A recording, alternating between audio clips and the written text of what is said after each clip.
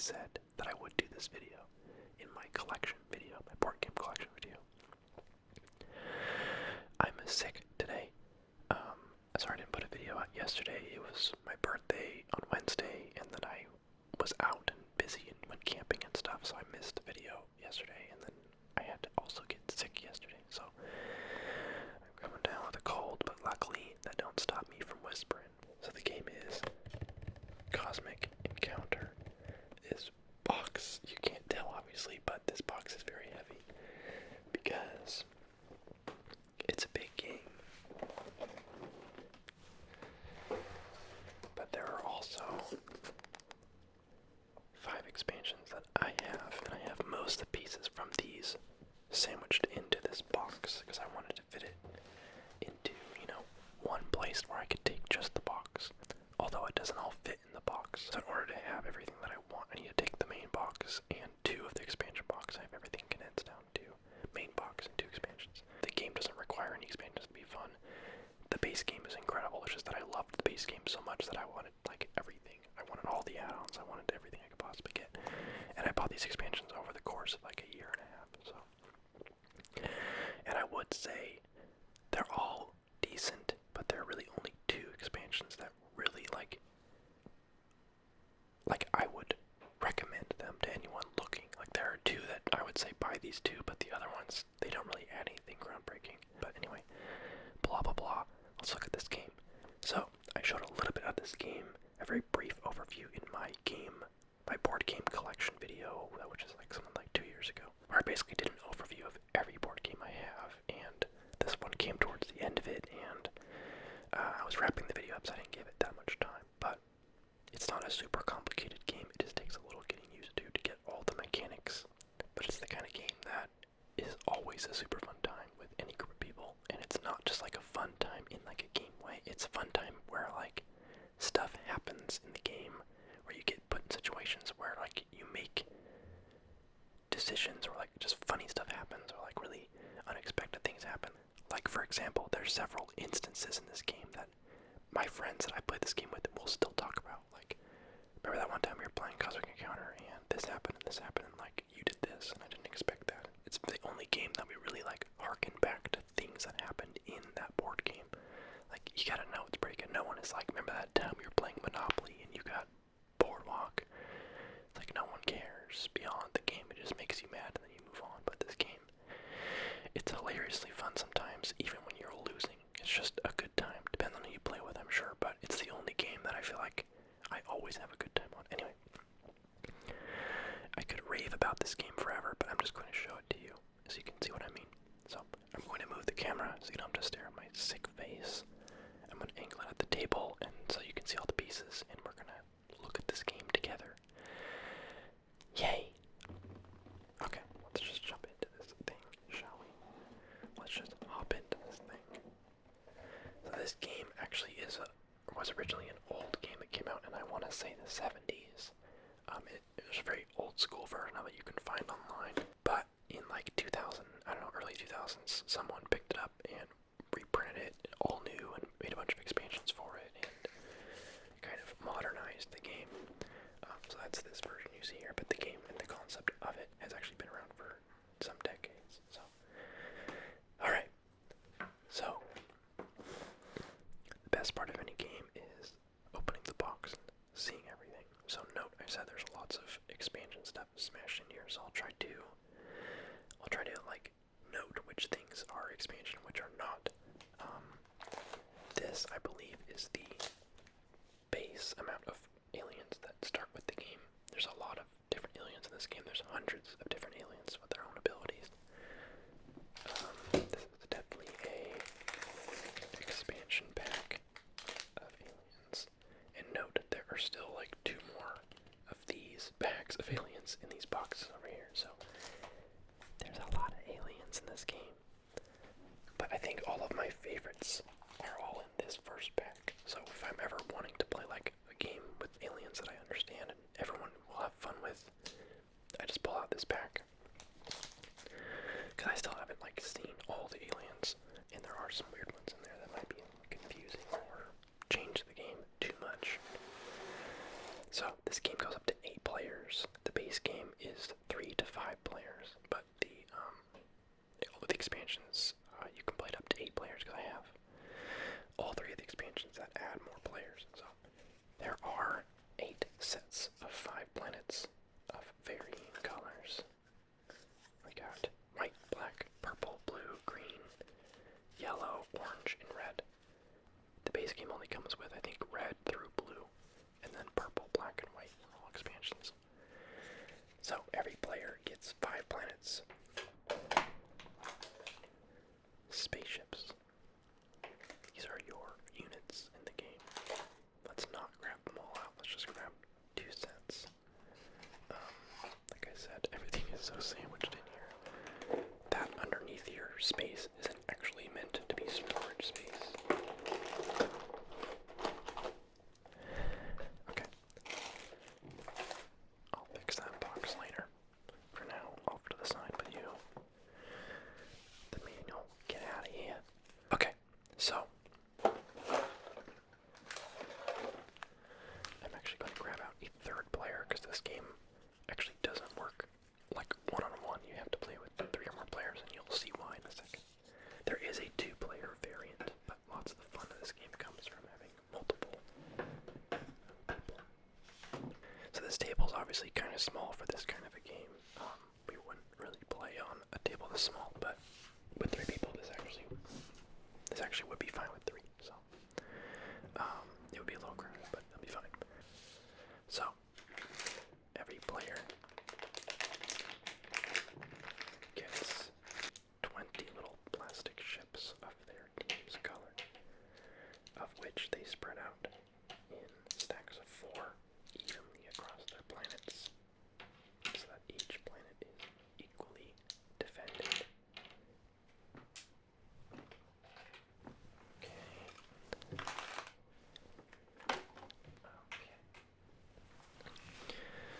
So this is how the game would look at the beginning. You got 3 players, and you've got, their ships spread out amongst all. So let's move these cards over to the side here. So this is your scoring chart. The objective of the game is to have your ships on a total of 5 colonies, the planets, that are not yours. So I can have 2 over here, 3 over there. I win the game.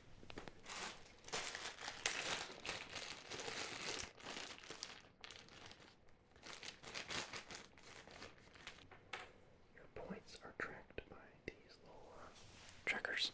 There's green, yellow, and red. Now this is the warp gate. This is pointed between a player to another when it's their turn to attack them. Which reminds me, there's also a deck called the Destiny deck, and it is what determines who's attacking who each round. So you do go in a circular rotation. So let's say I started. The first thing I would do is flip over the deck, and it says black. So on my turn, I would be attacking the black team, and I would be pointing it at whichever planet I wanted to attack. In this case, they all have 4 ships on them, so it doesn't really matter which one, but you would typically go for whichever planet had the least amount of ships on it because it's the least defended. Give everyone a hand of cards. Of 8 cards. Let's say you. 2, 3. Okay. So basically, whoever has the higher number wins. Whoever overpowers the other one wins. The loser loses his ships to the warp, and the winner gets to place his ships on there. And if you win on defense, if black team wins against me, then my ships go to warp, and I don't take his planet, but he stays where he is. So how combat works is there are a handful of cards that say encounter at the top. This is a attack 15. Actually got kind of a garbage hand of cards, so this should be interesting. So on this turn, I would say, okay, I'm attacking you. I choose to put, say, 3 ships on there. You can put up to 4. 3 ships, so that's how many I'm kind of putting at risk, but it adds to my total by 3. So my total is 3, his total is 4. So he's up by 1, but we will both be playing encounter cards face down against each other. So let's say he's got really good cards. So actually, cards down, we would both invite any other players to join us, basically. So, in this instance, there's only one other player, but imagine, a room full of players where there's 8 people playing, for instance. Although the sweet spot for this game is probably 5 players. But I played it with 8, and that's when it gets really hectic. But you can say, like, hey, I'm attacking a black team who wants to join on my offense, and the black team could also invite anyone that wants to help defend. So, let's say in this instance, yellow decides to add 3 ships in defense of the black team. So now I'm against 3 to 7, right? So our cards are really going to be what turns the tide here. So the reason why someone would want to defend is for every ship you send to defend, if you succeed, if your defense wins, all the allied defenders get to draw cards, 1 for each of their ships. So if he succeeds with his 3 ships on defense, if this side wins against me, yellow team gets to draw 3 cards, or take 3 ships back from the warp, or split those up however they want.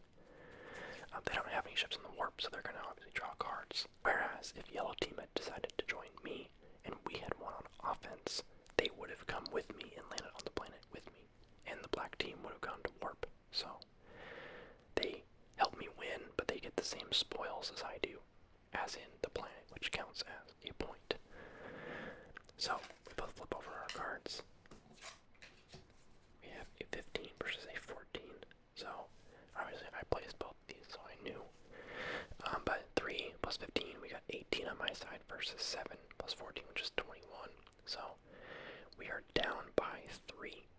They're up by 3. So as it stands, I'm going to lose. However, this is where the twists and turns of the game come in. There are reinforcement cards that you can play on top of your encounter cards, and that's after they're revealed. So right now, the other team might be thinking like, oh cool, we won by 3, we're good. But I play a +5, so now I am up by 2. I stand at a 23 versus a 21, so I'm up by 2.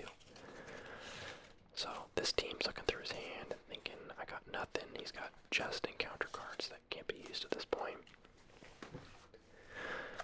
Yellow team over here is looking at his hand and he sees he's got a +2, so that would actually tie it where it'd be 23 to 23, which means nobody gets anything. But I'm going to have him not play that for the sake of demonstration, because then all that would happen is I would just then play my +2 and still win. So since we hold all the cards here, we're going to just skip that.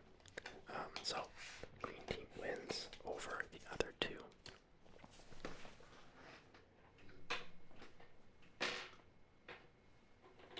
They go to warp. And I party on their planet, which puts green up to 1 point. And yellow and black are still at 0. You see, seems simple enough so far. It's just a battle of numbers. So the more people involved, the more fun it gets. Where things can get funny is players that aren't even involved in the encounter can actually affect it as well, with abilities or different cards. Like someone could have used what is called a card zap on my reinforcement. Someone could have basically said no to this card, which would then leave me at 18 instead of 23, which means I would have lost, but they wouldn't have actually gained anything from that other than maybe they didn't want me to have more planets than them or something. So there's a lot of fun bamboozling that goes on in this game, and I think that's why I like it so much. So after I win the battle, I would then choose, since I won, I could say I want to either pass to the next player, or I could choose to attack again, which would involve me flipping over the next Destiny card and attacking whoever it says. In this case, I'm actually going to not, because my cards are not very awesome. I have a 0 attack, a 6, 2 negotiates, which I'll talk about in a second, a +2, and a cosmic zap, which I will also talk about in a second. So you get how the game basically works, but now I'm going to show you all the ways that that can change. So, like I said earlier, there are, with expansions, several hundred of these alien abilities. With the base game, you get, I think, like 40 or 50, and honestly, the aliens that come with the base game are some of my favorite ones anyway. The aliens that come with expansions start to get really weird and complicated, where, like, they clearly ran out of, like, reasonable ideas, and they just kept wanting to make more aliens, and they made some really, really weird ones. So, the aliens come in 3 different tiers. There's green, is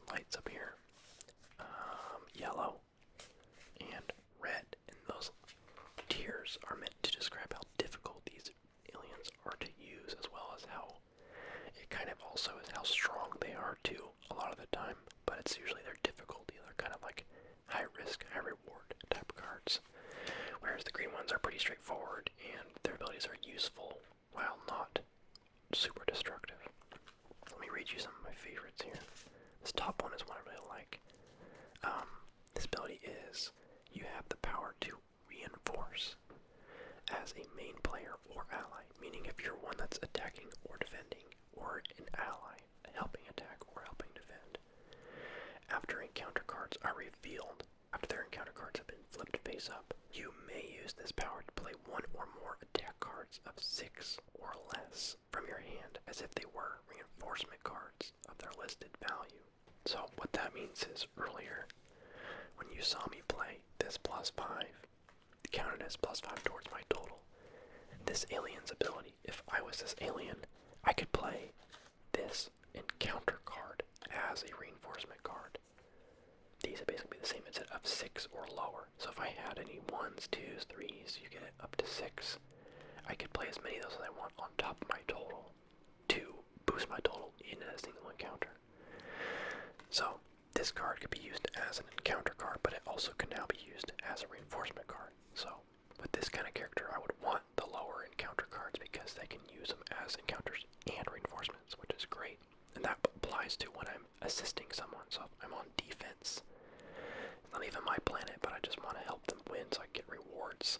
I could be boosting their total to help them win. Does that make sense? I really like this alien for that reason. Okay, let's look at some other ones.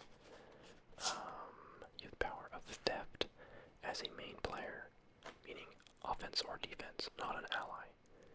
After encounter cards are discarded, after they've been used and put in the discard pile, you may use this power to retrieve your opponent's card from the discard pile and add it to your hand.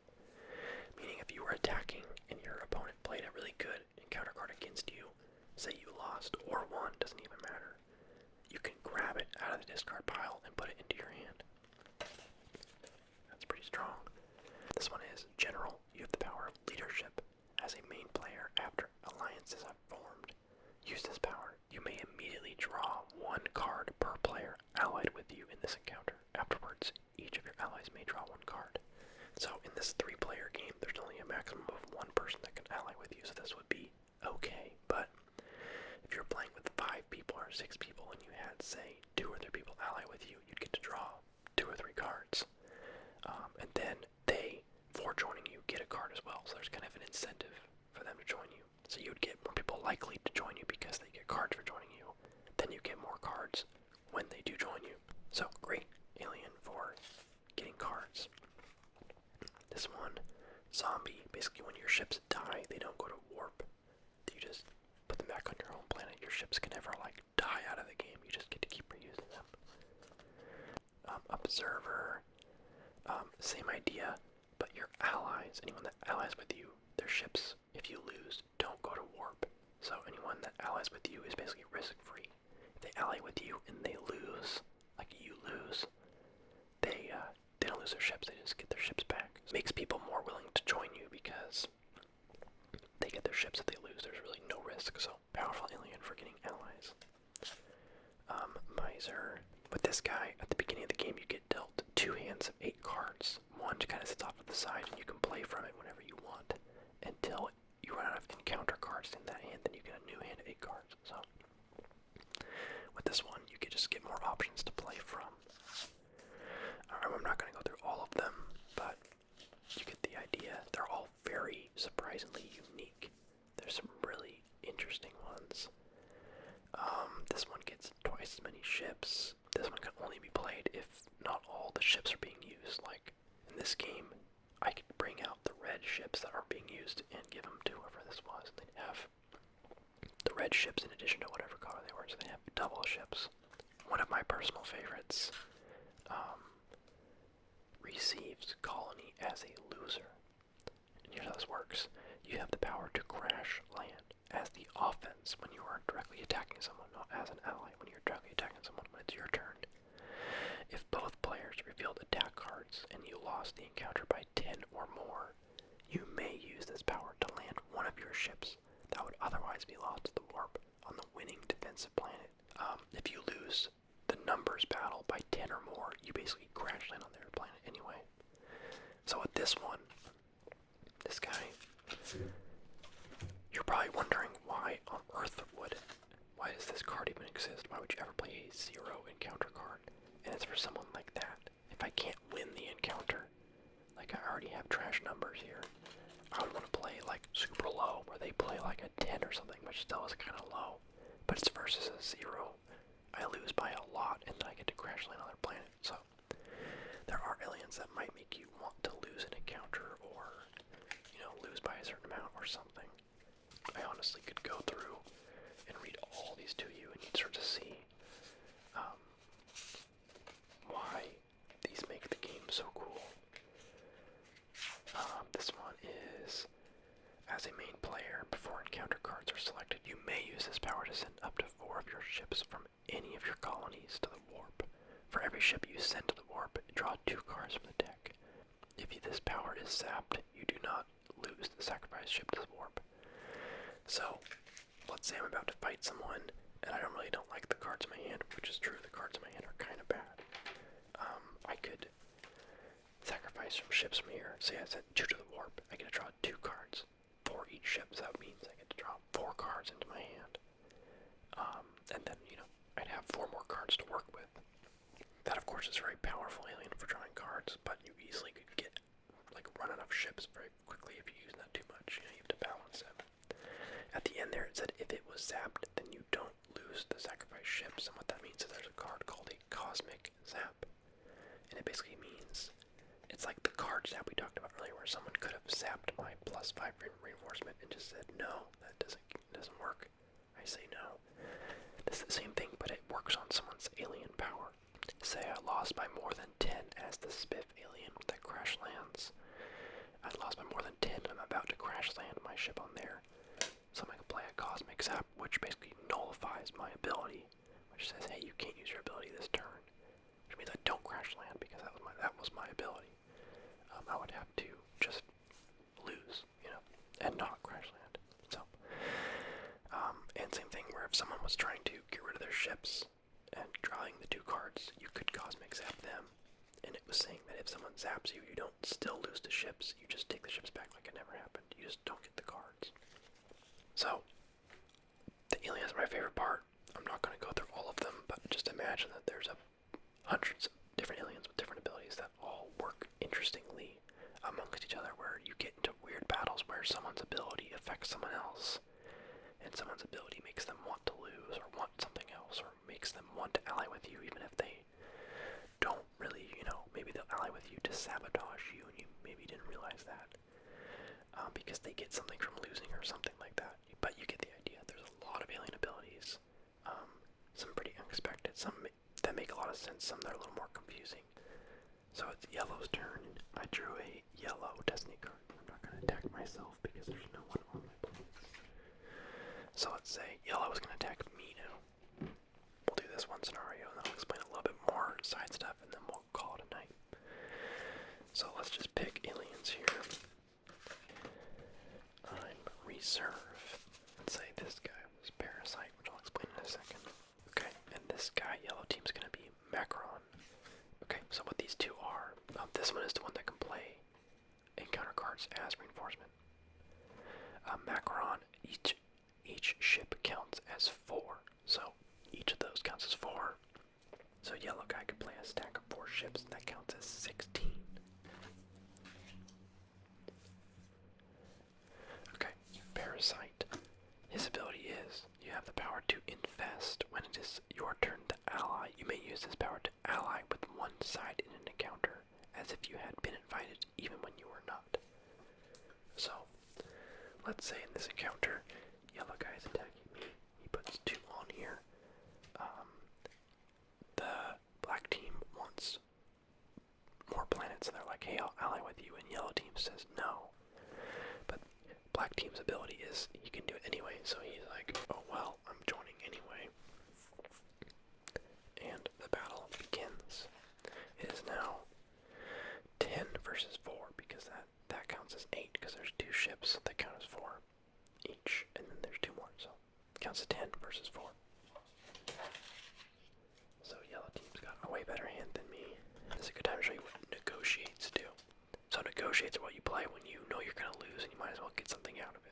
negotiates mean you get to draw cards from their hand for however many ships you lose. So I'm about to lose 4 ships. So I will get to draw 4 cards out of his hand, or take up to 4 ships out of the warp if I had a Neon warp, which I don't. So I choose to play my negotiate face down. It really doesn't matter what he plays. Let's say he plays that. Oh, you flip. It's 22 against negotiate, so I lose. My ships go to warp. And then I choose 4 cards out of his hand, like, say like that. He's now got 3 cards.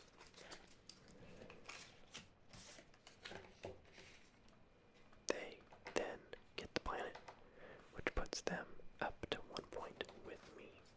Note that I lost a planet, but since it's my planet, I don't lose a point. I only have 1 point because I'm on someone else's planet. Your planets don't count for anything.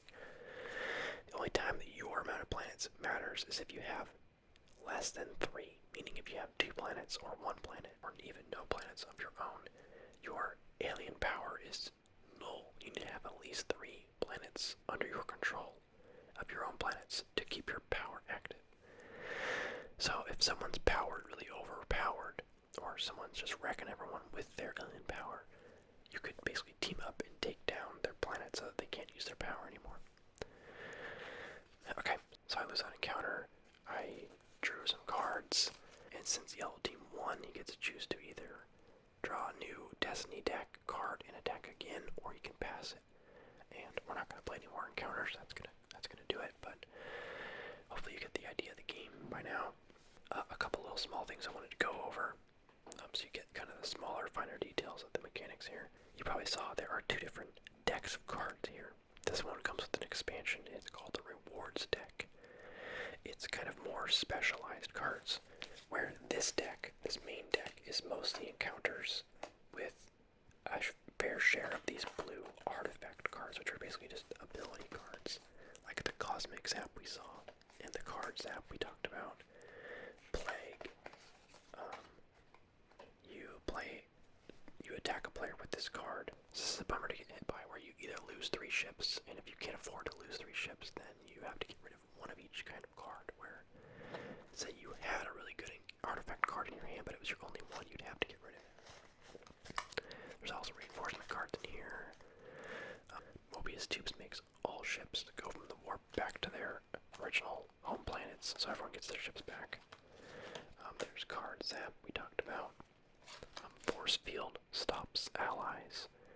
After the alliances are formed, you can basically play this down and kick all allies off, so it just becomes the attacker versus the defender and no one else. Of course, someone could card zap that to allow the allies to stay on. But, so this is the very straightforward deck. It's got attacks, negotiates, artifacts, and reinforcements. Now we have the Rewards deck, which has the more spicy cards. The ×3, where you would play this face down with your attack card, and it would then multiply whatever your attack card is. So that's pretty strong. There are negotiate cards in here as well, but they usually have some sort of little extra thing. This is a deal, but a crooked deal. Loses, but collects compensation equal to ships +1. So if you played this negotiate and lost 4 ships, instead of drawing 4 from their hand, you would draw 5 from their hand. So it's the same thing, but better. Ship Zap sends ship to warp. You can zap a ship from anywhere. So say right now, there's only 1 ship on this planet. I could zap that 1 ship, send them to warp, and now that planet is unoccupied. Similarly, if, like, say Yellow Team only had 1 ship on this planet, I could zap that ship off, and he would actually lose that planet and go down a point. So, another reason to stack more ships on planets. An Intimidate card. Intimidate 19 is basically a card that anyone can play face down in an encounter, even if they're not involved in the encounter, and say, hey, you can use this if you'd like, and the player can choose to take it, play it as their encounter card, not knowing what it is. So, say if my ally knew or could tell that I didn't have very strong attack cards in my hand, he could play this down and say, hey, use this, it'll help you. And if I trust him, I will take it and play it, and then when we flip over, I'll see, hey, it was a 19, that's better than anything I could have played. And then, it might help me win the encounter, because I would have played a 6, for instance. So, more, kind of fine. There's a -4 attack there. Hand zap makes someone discard their entire hand and draw a new one. Card zap, cosmic zap. Plus X reinforcement, the total number of ships on either side. You basically double that. So if you have, 6 ships versus 2 ships, you could play X on this side and it would add 6 more on top of that. So you get the idea. So these are more specific cards. So if you want to do well in the game, you'll want to have a mixture of these. You don't want to just have encounter cards. You'll need some of these kind of spicier cards to defend yourself, as well as, hit people in unexpected ways so that they can't just steamroll you, So that's that.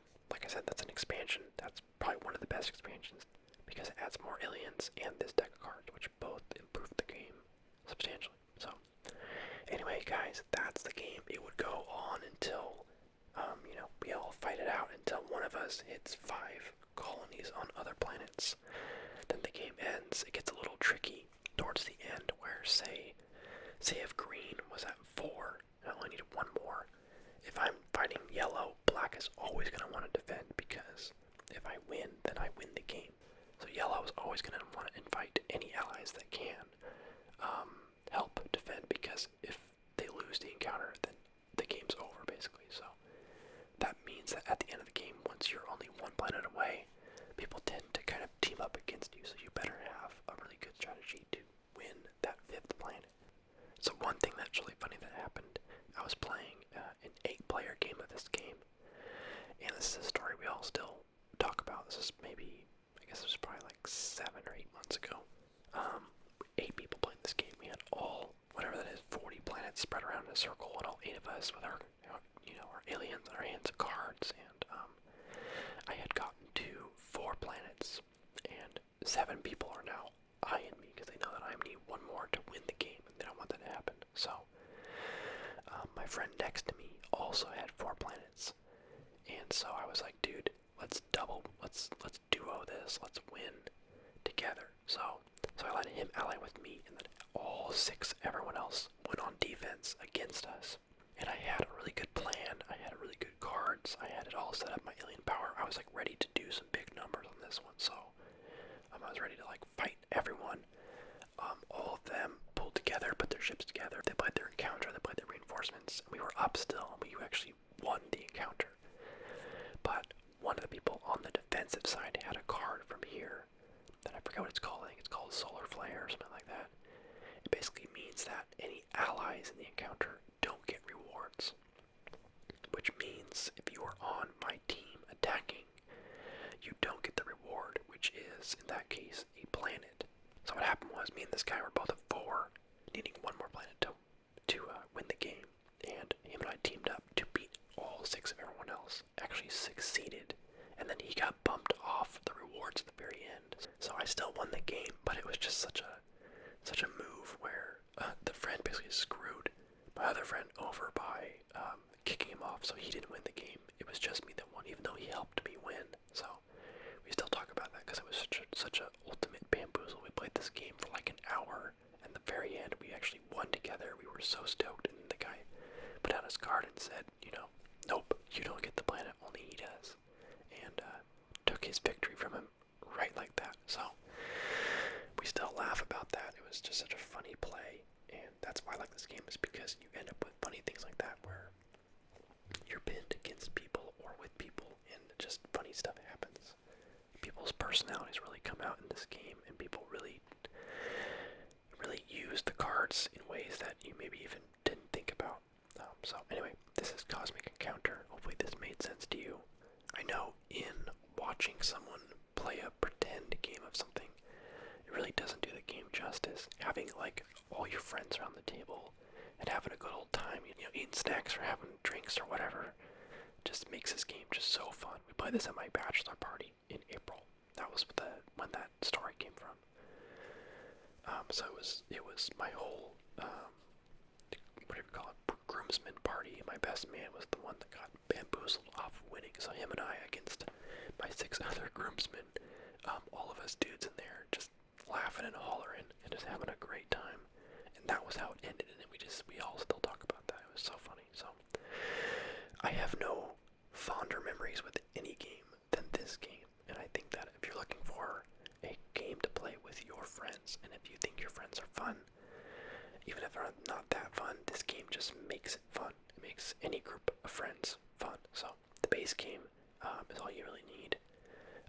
An expansion or two, if you really like it and want to expand it to like the rewards deck and more aliens.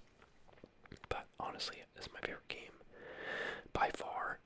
The only one coming close would be Gloomhaven, and I love that game a lot, but for all different reasons. That game is a co-op game, where this game is king in multiplayer, having fun with your friends.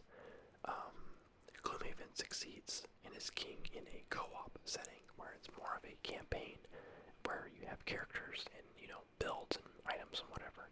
So, both fantastic games in two different areas, but this is definitely my go-to game when I just want to have fun with my friends. So, thank you guys for watching. Hopefully this did it justice. I'm sure there's other videos on the internet of people actually playing it. If you want to go check those out, you might get a better feel for how it actually plays once you're actually going for it. But yeah, someday I actually would love to record a session of this game. Probably not ASMR, because I want it to be able to get loud and have people laughing and whatever. But sometimes just hilarious stuff happens.